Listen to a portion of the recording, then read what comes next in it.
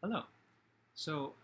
This time I'm not late to the party because the Matrix 4 Resurrections trailer was released today. I actually watched it first thing in the morning when it came out, and then I've been thinking about it since then, and now I watched it again right before doing this to offer some thoughts on it.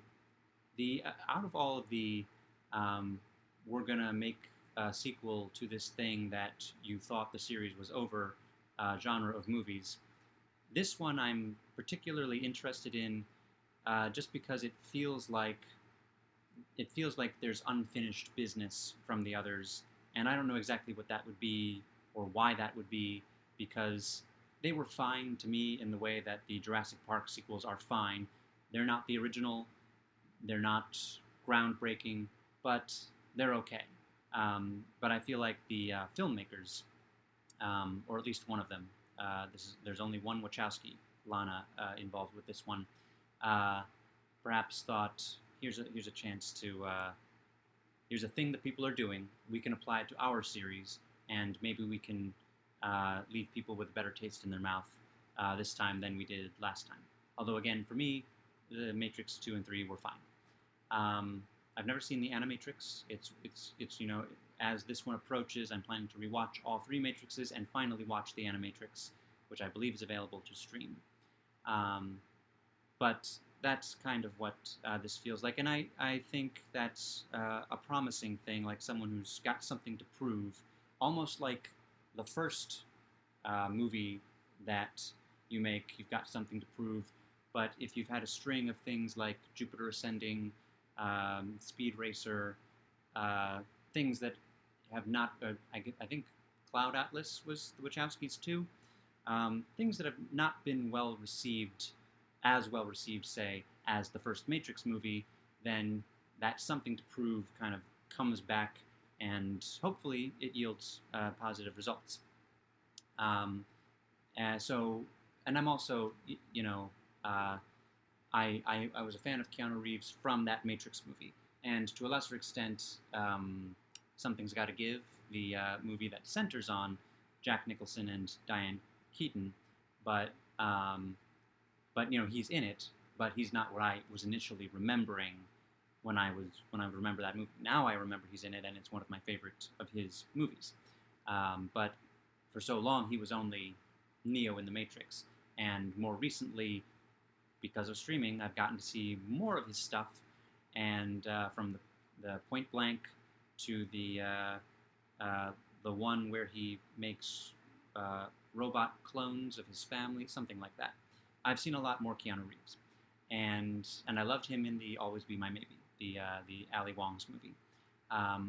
So also excited to see him do the Logan thing, and I had no idea where they could go with a fourth Matrix movie, but the first thing I came up with when the prospect presented itself was, well, maybe it's the Matrix robots trying to take people back. And from the trailer, I finally get to talking about the trailer, almost 4 minutes in. From the trailer, it looks like they skipped that part, and even Neo is already back in the Matrix. So I suppose that will be explained sometime in the movie, and hopefully it won't be along the lines of certain scenes in the Independence Day sequel where they have the scene, this is what happened in the past and this is how we got here, and it sounds more interesting than the movie than the movie that actually got made. So hopefully that won't happen, but there should be, I hope, some sort of explanation. But I hope that it's not just the original Matrix movie, but now everyone's older. I hope there's something new. And one of those somethings new in this movie is, I'm going to try to pronounce this correctly. Maybe there's a pronunciation. Hold on. Yahya Abdul Mateen II is playing Morpheus, originally played by Lawrence Fishburne. And I had to look this up because it looked like a de-aged Lawrence Fishburne. It looked like a very, very well done de-aged Lawrence Fishburne. This guy looks like young Lawrence Fishburne, And so when I first, because I hadn't been paying attention to casting, when I first watched the trailer, I thought, oh, they de-aged Lawrence Fishburne, but I hope we get some Lawrence Fishburne looking like he actually does now. Some of that in the movie, and that maybe in The Matrix he chooses to look younger, because I would think that part of the point of getting out of The Matrix would be that everything is natural and that you age naturally and that you embrace that. But no, it's a different person, and I looked up why it's a different person, and apparently there has been no explanation, or at least Lawrence Fishburne himself does not know why he's not playing Morpheus in the movie, and therefore neither do I. But the guy looks good. The guy looks like Morpheus. But again, that might be a problem for me as far as I know how Lawrence Fishburne looks now because I've seen him on Blackish. I've seen him in interviews. I have continued to follow him, and I know how he looks, and it's not like de-aged Lawrence Fishburne. So I'm sure this guy is great. He obviously passed the audition, and he convinced me that he was a de-aged Lawrence Fishburne, at least in the trailer. But that might be a point of that might cause dissonance for me as I'm watching the movie. Like, it's not right, but maybe it makes sense in the movie. Also, I didn't spot Christina Ricci in the trailer. I'm sure she was there, but I just didn't spot her. A lot of it moves very fast, or maybe she's just very well disguised. Jessica Henwick, I believe. Just last night, let me look and make sure of this. Just last night I watched a movie, and I believe she was in it. Oh, she's in The Force Awakens, imagine that. Is she in the movie that I watched? Yes, she is, Love and Monsters. I thought she looked a little familiar. So I think I spotted her, and I just, as I said, watched Love and Monsters yesterday. It was okay, it was fine, just like the second and third Matrix movies. Not one of my favorite things, but enjoyable. She was fun, so I'm glad she's in this. And Neil Patrick Harris, at the beginning of the trailer, it was good to see him doing something different than Barney on How I Met Your Mother. So it looks exciting. It looks but with the Matrix, the kind of semi-artificial, glossy backdrop, like real world, that is in so many big budget movies because they want everything to look perfect. It makes more sense in a Matrix movie, so I kind of liked that. The first shot looked like the real world, but artificially perfect, and I thought that's the tone to set with the Matrix.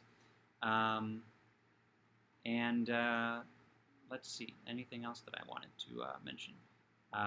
Yeah.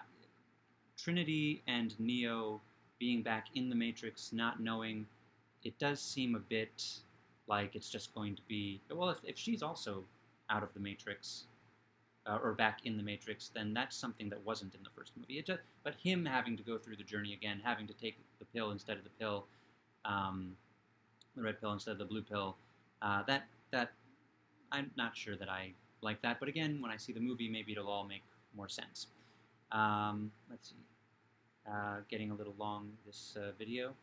I don't know that Alice, Go Ask Alice song. I know of it. I've known that it exists, but and I know its relevance to the Matrix, but that didn't give me any clues or any particular interest or increase my interest in the movie. I think that it's the same as what's the last trailer? Oh, the James Bond trailer. It's the same as the James Bond trailer. It's it didn't really affect whether or not I'm looking forward to this movie. It just gave me an idea of what the movie is going to be, and so I guess maybe it made me a little weary of what the movie's going to be, and maybe I'll lower my expectations going in. Not that I had any expectations, because it's going to be a movie that exists, and I was going to watch it because it was going to be available to stream. But as mentioned, it was a little bit higher on my, like, it was higher than Space Jam: A New Legacy. It was higher than Dune. So I had higher hopes for it than those. Still haven't seen Dune, of course. But I will give it a shot. I hope to like it. I still think I will, but the trailer didn't make me more excited. It made me it gave me warnings that I appreciate. So I guess my trailer reaction is I appreciate the trailer for letting me know that there might be some things that might be dissonant for me, so that I can temper expectations going in. Like with In the Heights, I didn't temper expectations. I wanted the stage musical that I saw on Broadway in the movie, and I didn't get that. And while thinking about it, I understood why I didn't get that. In the moment, it was kind of why am I not getting that? So thank you, trailer, for these warnings, and thank you for watching. And I hope that well, in the comments you can let me know what you thought of the trailer, or what you thought of what I thought of the trailer, and eventually maybe we'll let each other know what we thought of the movie. But for now, thanks for watching, and ta-ta.